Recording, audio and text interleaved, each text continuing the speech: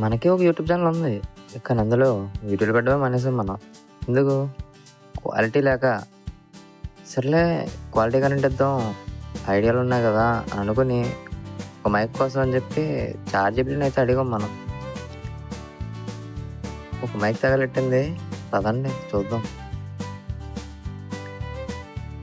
Okay, దీని గురించి చదువుదాం. సర్లే ఎంత బెటర్ ఉందా? చార్జీబీ చెప్తే బాగానే ఉంటుందిలే, కొనేద్దాం.